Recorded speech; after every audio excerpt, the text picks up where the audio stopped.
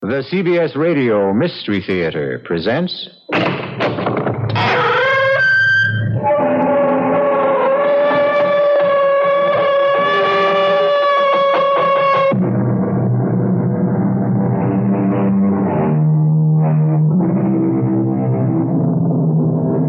Come in.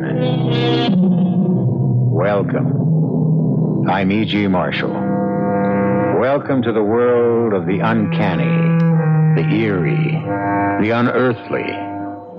Strange things happen. They have happened to me and will again. They've happened to you and will again. They happened to Norman Meredith, but they will never, never happen to him again. Because, well...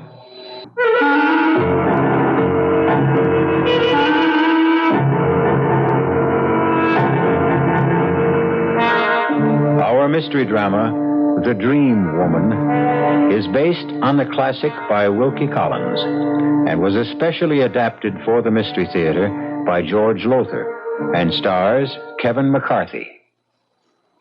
I'll be back shortly with Act One.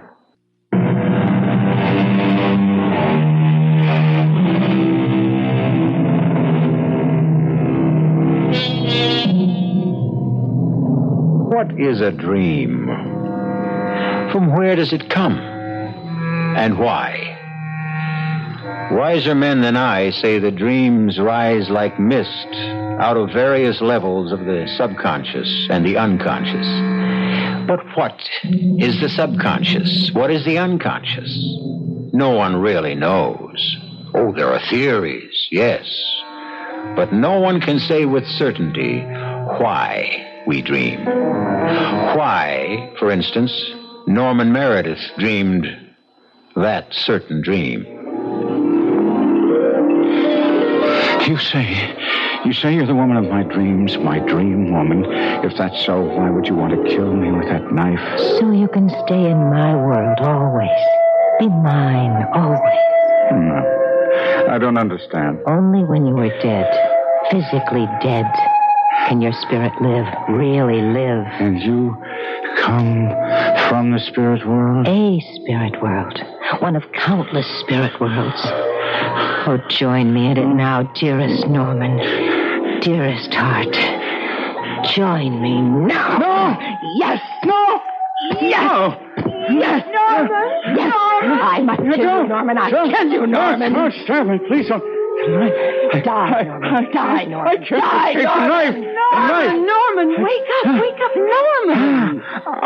Norman, darling, you've been having a dream, a nightmare. No. Agnes,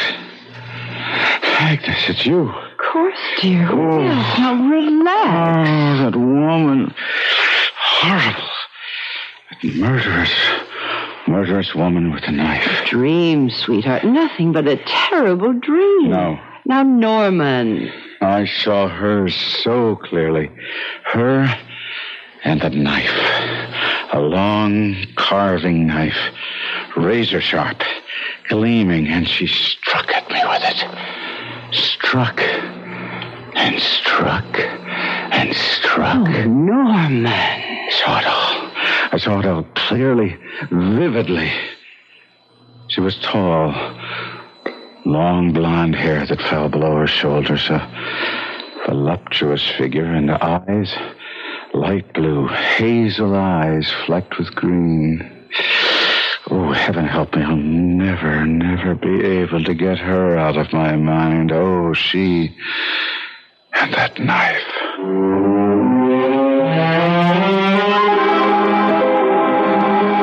Well, now, Norman, I can tell you this. As a psychiatrist, I have a number of patients who are troubled with nightmares, often with the same recurring nightmare, but they never come true, Norman. And neither will yours. No. What about that feeling? How do you explain that feeling that the woman last night, in that dream last night, seems as real to me today as she did then? That's why, even though I know how terribly busy you are, I had to see you today. She stays there. She won't leave my head. Never too busy to fit an old friend into my schedule, but then... Oh, excuse me. Yes, nurse? Tell Miss Lawrence I won't be more than another 5 minutes. And I see, where was I? Oh, yes. I was about to say, I'm all but positive you won't have this dream again, Norman.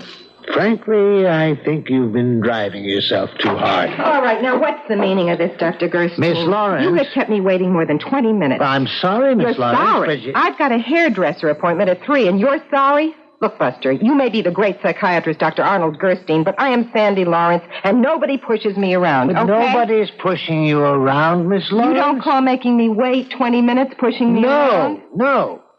Not when an emergency comes up. See the emergency? Miss Lawrence, if you'll just be patient another minute or so. All right, another minute, but no more, you understand? And I mean it. What's the matter with him? Why is he staring at me like that? Hey, what's with you, Buster? Give me the willies. 1 minute longer, Miss Lawrence. I won't be more than another minute. What is with you, Norman? You were staring at Miss Lawrence as if she'd shocked you. Who is she, Arnold? Her name is Sandra Lawrence. What does she do? Well, she claims to be an actress, but I don't think that's quite the profession she's in. Why were you staring at her like that? Didn't you notice? Notice what? Tall, sexy, long blonde hair, hazel eyes flecked with green. Oh, yes. She resembles the woman you saw in your dream. No, not resembles, Arnold. She is the woman in my dream.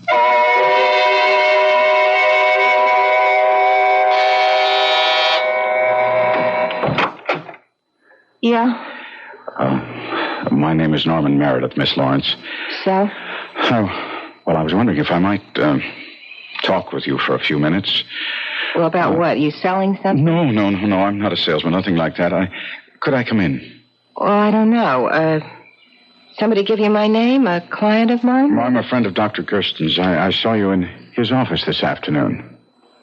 Oh, hey, you're the character that kept staring at me. I apologize for that. It was very rude of me. Yeah, well, that's okay. I mean, lots of guys stare at me. Could I? Yeah, sure. Come on in. I followed you after you left Arnold's, Dr. Gersten's office. You followed me? Yes. Hey, you got it bad. Unless you got some other reason for playing bloodhound. How about a drink first, huh? First? Oh, well, if you got it that bad. No. I don't think you understand. I want to talk to you. Talk to me. Well, if that's the way you get your kicks. Tell me about yourself, Miss Lawrence. Tell me all about yourself. You're real flaky. You just want to talk? I want to know all about you. All about you. Who you are, where you come from, what you do for a living. Oh, come on. You must be kidding. What I do for a living? Hey, Norman, you put me away. You really do. Dr. Gersten said you're an actress? Yeah, you could put it that way. I put on a real good act. Well, if you mean what I think you mean... Well, what else would I mean? I mean, you can't be as square as you sound. Or can you? Look, will you stop staring at me like that? I really don't like being stared at. I'm sorry. I can't help myself. You fascinate me. Miss Lawrence. Sandy, for Sandra. Sandra? I dreamed of you last night. Uh-huh. Well, lots of guys do. Men who've never met you. Well, okay, so you dreamed of me last night. I mean, what do you want, an Academy Award? No. I want to get to know you better. Come on, Normie, what's the angle, huh? No angle. I told you. You fascinate me. Look, Normie, you level with me. You level with me right now, or just blow, okay? I am leveling with you. When I say you fascinate me, I mean, well, there was the dream to begin with, and then meeting you, a dream woman in the flesh in Gersten's office. There's something so strange about it. About it and you. Oh, now I'm strange. No, it's more than that. It's you. I'm drawn to you. waiting for you outside the medical center. I kept telling myself I was crazy and that I ought to just put you out of my mind, go about my business, but I couldn't do it. All the time that I was following you, waiting for you, I didn't want to. But I had to. You see. I was incapable of doing anything else. It must be like being an alcoholic or a drug addict. It's a compulsion. I have to be with you. Well, whatever you got, you sure got it bad. Now, Normie, dearest heart, my time is valuable. It's $50 an hour. Dearest heart. Dearest heart. You called me that in the dream. Dearest heart. Oh, yeah? Oh, how about that? How about the $50? Well, sure. Okay, in advance. Oh, sure. Anything you say. Sandy. Here. Put it on the table, Normie. Attaboy. Okay. What'll we talk about? I don't know. Anything, as I said. I want to know all about you. Tell me about yourself. Okay, but how's about I slip into something more comfortable first? All right. You fix yourself a drink. The bar's over there. Thanks. You got any scotch? Yeah, try the shelf under the bar. Okay. Oh. Good Lord. What's the matter? This knife. This carving knife. Where did you get it? How do I know? I had it for years. Oh, you fascinated by knives, too? No, not knives. A knife. This one. Well, I said it before, and I'll say it again, Normie. You put me away. Divorce. You want a divorce, Norman? Yes, Agnes, I do. To marry this tramp? Yes. I can't really believe you're saying this. I can't understand your being fascinated by a woman who resembles the woman you saw in your dream. She is the woman in my dream. I'm in love with her, Agnes. In love?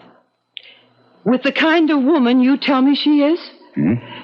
Norman, in love? Hopelessly, helplessly, compulsively. I'm gripped by something out of my control. I've tried to fight it, to free myself of it, and I can't. Agnes, I can't. But my darling, you've got to. I love you. Yes, and you love me. I know you do. Yes. We've been married for 20 years, happily married. But you can't throw years away like old shoes. Destroy everything we've built together. Everything we've come to mean to each other. I'm powerless to do anything else. Well, I am not. What do you mean? I mean that you're suffering from some sort of aberration. You're sick, Norman. Mentally sick. And I am not letting you do anything as stupid, as disastrous as marrying that girl. I will not divorce you, Norman. Agnes. No, Norman. In a few months, it'll all be over. This sudden romance of yours will be dead. Stone cold dead. No. In a few months, I will be stone cold dead.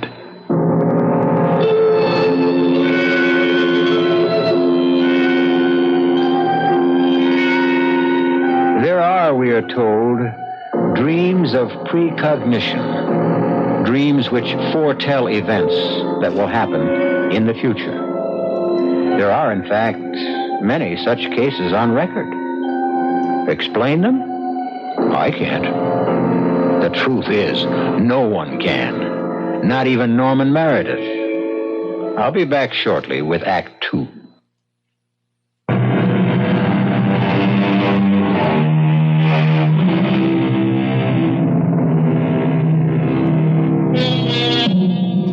We have asked, what is a dream? And come up with anything but a satisfactory answer. We might ask now, what is a compulsion? And find the answer equally unsatisfactory. A compulsion is, of course, the doing of something in spite of yourself. The doing of it against all the dictates of intelligence, reason, sanity. And that is precisely what Norman Meredith, well-to-do stockbroker, finds himself doing in the suite of a palatial hotel in Rome, Italy, close on to 4 o'clock of a summer morning. What am I doing here?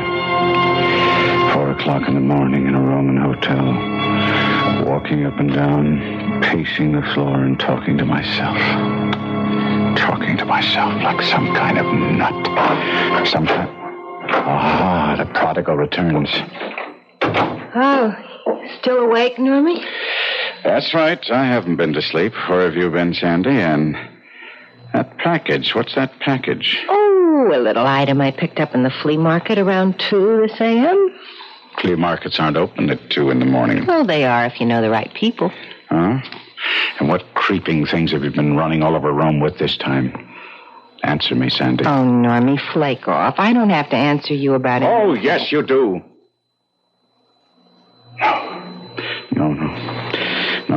No, you don't. I have no hold on you.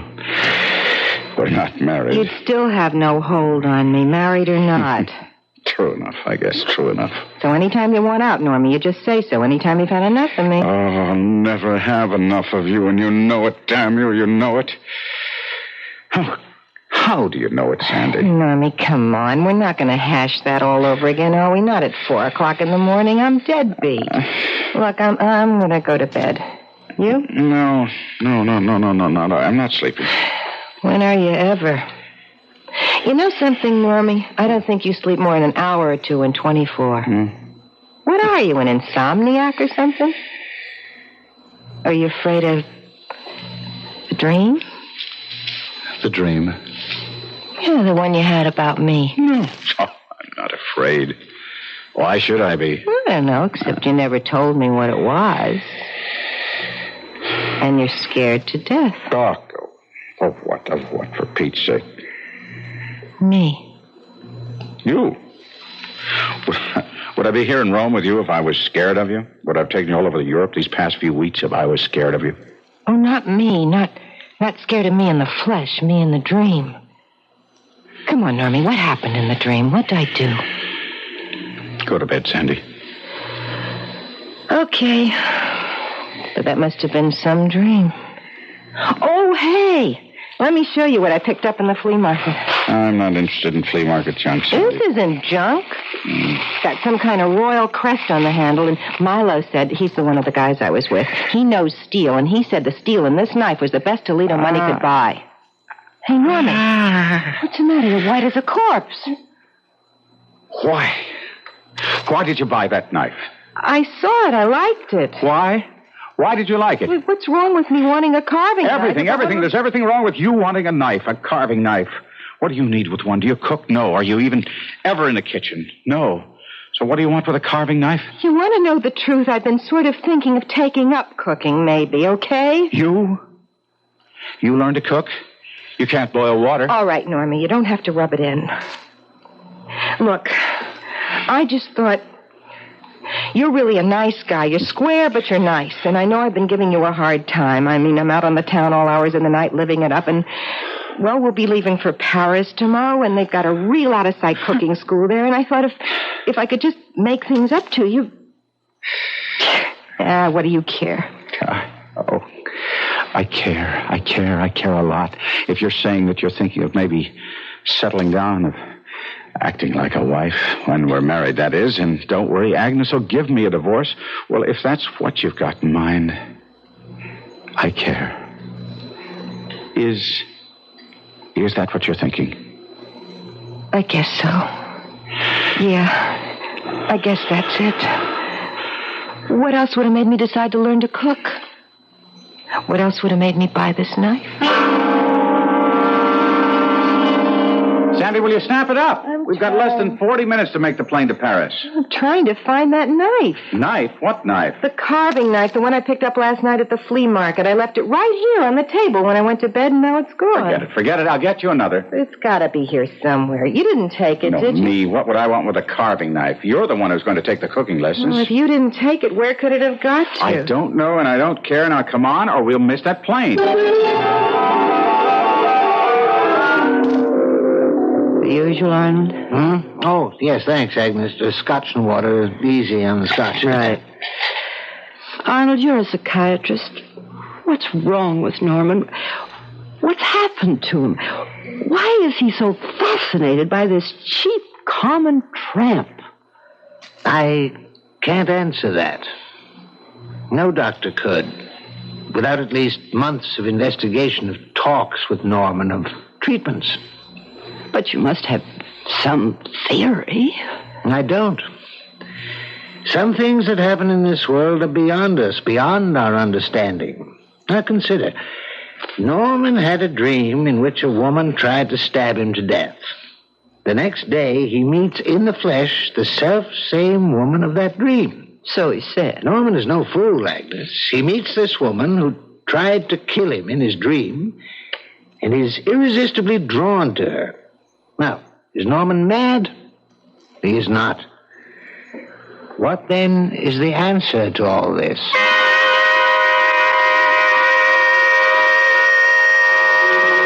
Who are you? How can you ask, Norman? Don't you know me? How would I know you? We've never met. Oh, yes, we have. I'm Norman. Dearest heart, I am the woman of your dreams. Your dream woman. Why do you hold that knife, that long, sharp carving knife? To kill you, Norman. To kill you. Oh, why would you want to kill me with that knife? So you can stay in my world always. Be mine always. I don't understand. Oh, dearest heart. Join me. Now. No. Yes. No. Yes. No. Yes. Don't Yes. stop the knife. Die, Norman. I can't Die. escape the knife. Die. No. You die. There. I've got the knife away from you. Now, you die. Norman, stop it. Die. Stop it. Die, Gemma. Norman, you're crazy. You're going crazy. Norman. What? Sandy. What are you, on acid or something? You're having a bad trip. No, you know better than to ask. Where am I? What happened? We're in Paris. We're in Paris, France. We've been here for a week. It's 2:30 in the morning, and you've been having a nightmare. And, boy, you nearly killed me. Oh, no. Oh, no. yeah. Look at me. You've ripped my gown. Gown. I'm in pajamas. You're wearing a gown? I just got in. Came into the bedroom, and there you were moaning and tossing. I tried to wake you up, and you attacked me. You grabbed me. You kept trying to... Look like you were trying to stab me. You said you'd be home early. You said you wanted to be rested, fresh for tomorrow's ceremony at the Cordon Rouge cooking school. Yeah, well, the people I was with, they decided to make a night of it, you know? In fact, they're still at it. Me, I broke away, so you see, I am home early, Normie. And stop calling me that. I've asked you 12 times. Stop calling me Normie. I'm sorry. Honest, I am. Norman, I don't know what it is with me. I mean, I try. I really try to be the way you want me to be, but I don't know what it is. And it's funny, because at first I didn't care what you thought, how you felt, but being with you all these weeks, you're really smooth, Norman. You really are. And I'd like to be more than I am for your sake, but there's just something in me. I just can't control it. You too. What do you mean, me too? Oh, you can't help yourself. I can't help myself. We're in the same boat, Sandy, and I have the feeling it's just begun to sink.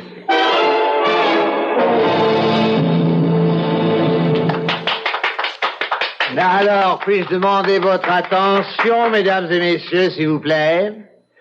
Ah, merci.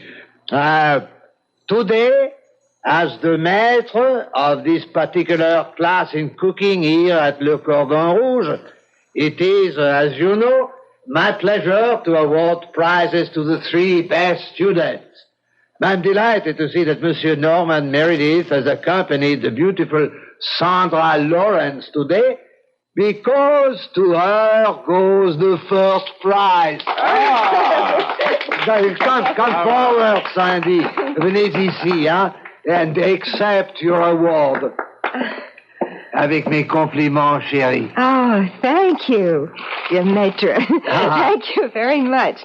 Shall I open it so everybody can see what it is? Yes, but of course. Okay. Oh, hey. It's a knife. A beautiful carving knife.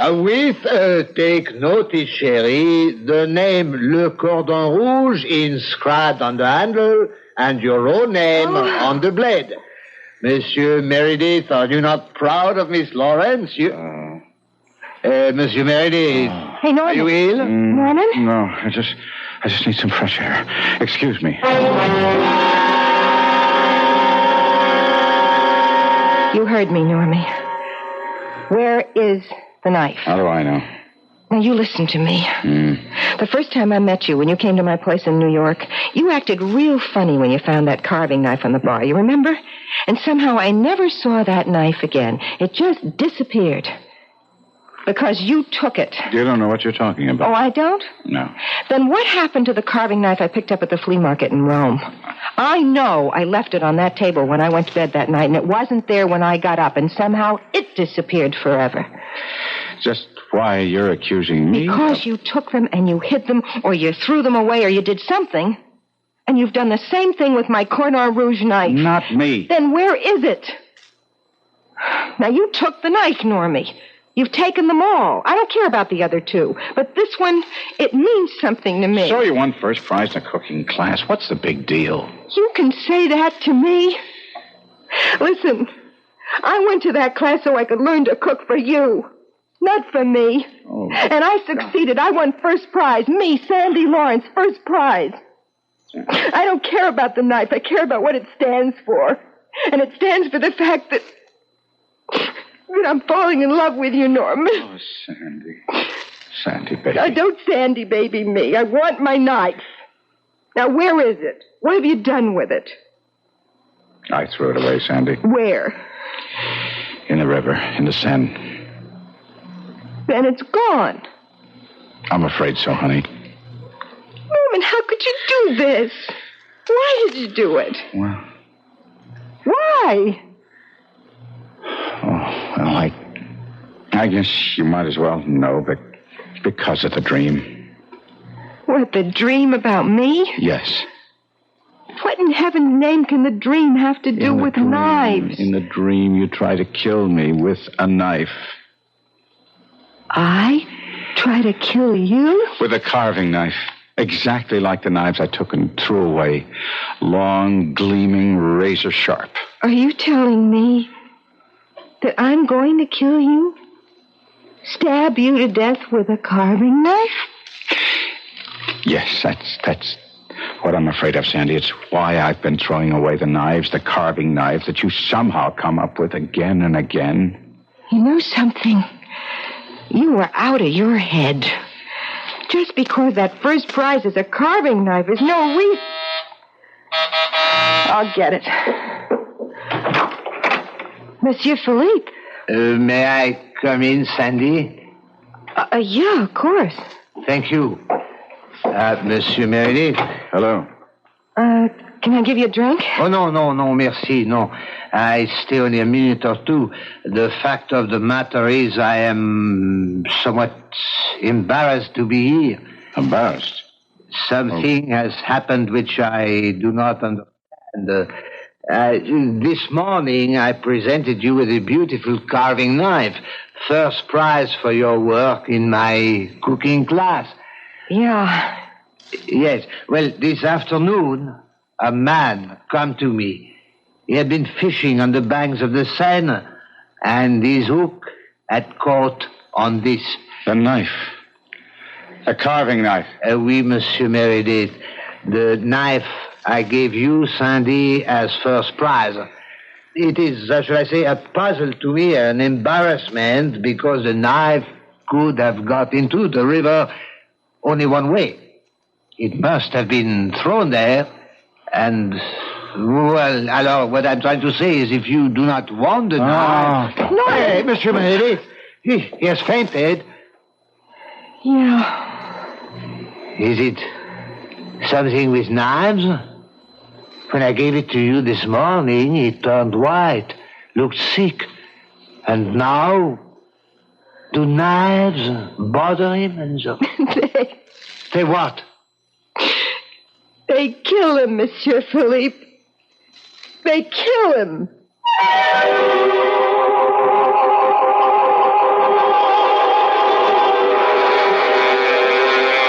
Well, all things considered, I think they'd kill me, too. It is curious, this affinity Sandra Lawrence has for carving knives. Or they for her. I'll return shortly with Act 3.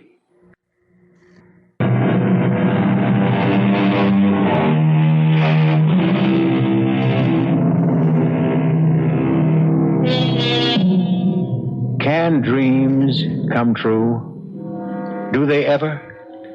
If they do, is Norman Meredith fated to be stabbed to death by the woman who haunts his dreams? The woman he finds irresistible in real life? Sandy, Yes, Norman. tell me where it is. Well, what is? You know what? The knife. Norman, we said we wouldn't talk about it anymore, remember? I remember you said we wouldn't. When I came into that hotel room in Paris and asked you what you'd done with the knife, you said we wouldn't talk about it anymore.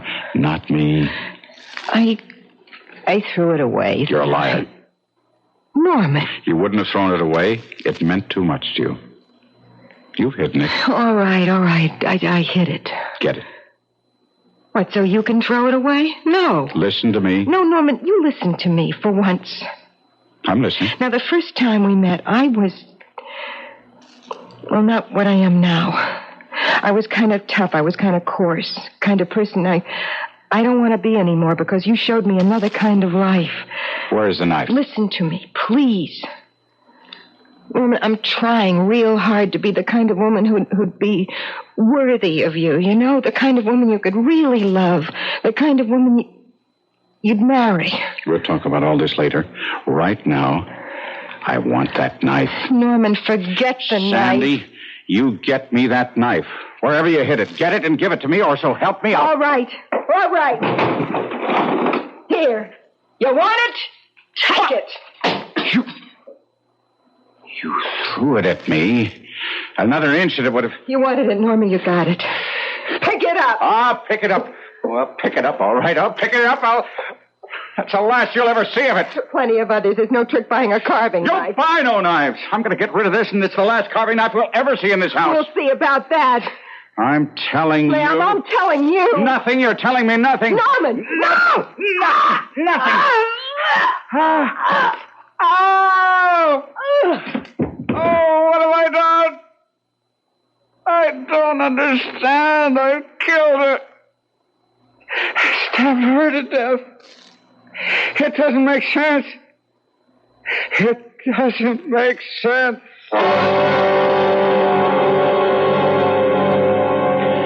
So, Agnes, all I can say is you were right from the first, right?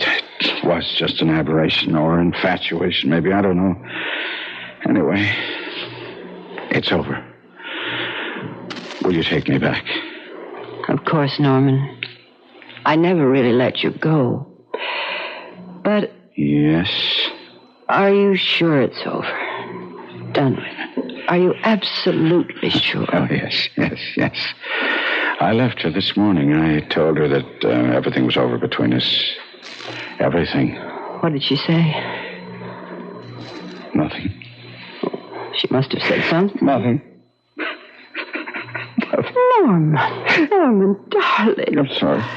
No, it's Oh, you poor dear. You're worn out on the ragged edge. done for. Through. No. Yes, I've ruined our marriage. My business. Now, that's nonsense. Never. Our marriage is... Never be the same. You know it won't, Agnes. Oh, I did. Leaving you, running off with her. Well, you were caught up in something beyond your control. powerful for you to handle. But it's over now. Put it behind you. Begin again. I can't. But it isn't the end for us, Norman. It is for her. What? It is the end for her. You mean Sandra Lawrence? Well, yes, in a way, I suppose it is. But her kind, she'll get by. She'll start living again. Don't say that. Darling, she will. It isn't all over for her either. It is. It is. I killed her, Agnes. What kind of nonsense are you talking? Norman, we're not going to talk anymore, not now. I've got to go out for an hour or two, but while I'm gone, I want you to rest. Now, lie down for a while. Will you do that? Yes. And if you feel like a snack, ask Nora to fix something for you. Nora? Oh, I haven't had a chance to tell you we have a maid, Nora. Wonderful cook, too. So if you want something, just ask her. You'll find her in the kitchen. She loves it, so she practically hibernates there. What is it, dear? This isn't a dream, is it? That I'm home with you. I'm not dreaming, am I, Agnes? If you are, it's no nightmare, darling. Isn't it? Isn't it?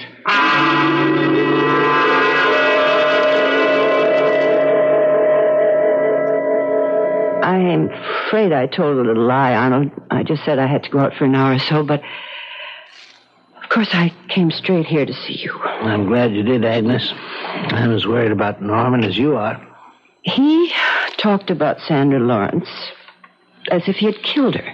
I mean, really killed her. When, of course, what he meant was that he felt that he'd ended her happiness, ruined her future. Excuse me, my nurse. Yes? Captain who? The police. Oh, yes. Put him through.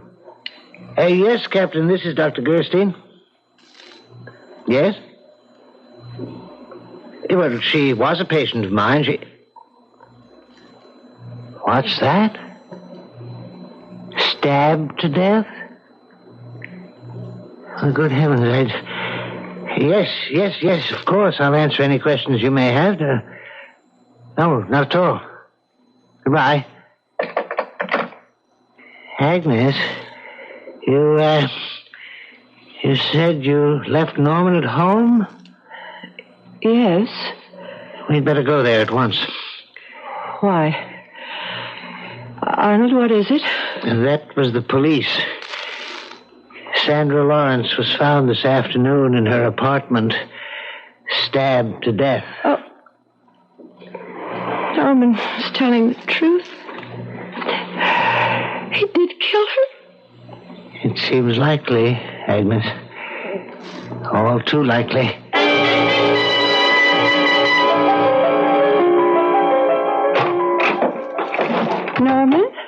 Norman? Oh, he's probably in the bedroom asleep. I'll come with you. No, bed's empty. The kitchen. I told him if he wanted a snack to ask Nora. Nora, have you seen... Nora! Easy, Agnes. And Norman on the floor, knife in his chest. Hang on to yourself. Nora sitting at the kitchen table, blood all over it. Norman, dead. Stabbed to death. Arnold, is this happening? Am I going out of my mind? Come with me. Norman. Please, Agnes, come with me. Arnold. Now, you just sit here in the living room and let me handle things out there. Nora, that is your name, isn't it, Nora? Yes. What happened here? I don't know. I can't make any sense out of it. What happened? He came here into the kitchen. I had just started dinner. He stared at me like I was some kind of ghost or something. And then he flung himself at me, grabbed me by the throat, and he was screaming, "I'll kill you once and for all. I'll kill you and be rid of you." I grabbed for something to protect myself with. The carving knife was handy. I grabbed that. And the next thing I knew, he was there on the floor with a knife in his chest. Dead. I killed him. I killed him. But he would have killed me if I hadn't. Why? Why would he have killed you? Agnes, go back into the living room. Leave this to me. I want to know. My husband didn't even know you, Nora. Why would he have wanted to kill you? I don't understand. I do. Or do I? What do you mean? When did you hire Nora? Yesterday morning. According to the police, that's about the time Sandra Lawrence was murdered. What of it? What in heaven's name has that to do with Nora? Look at her, Agnes. Take a good look. Tall, hazel eyes with flecks of green. Long blonde hair. You never met her, but I can tell you, Nora is the image to the life of Sandra Lawrence.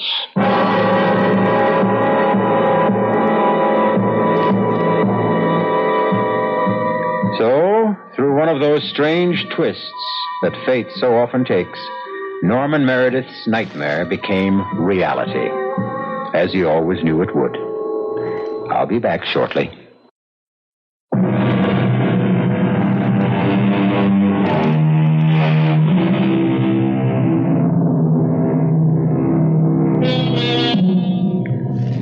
As I said when we began, little, if anything, is known about the origin of dreams, where they come from, why they come, what they mean. I can only wish, most sincerely, for all your dreams to be happy ones. But I doubt that they will. Our cast included Kevin McCarthy, Terry Keane, Grace Matthews, and Robert Dryden.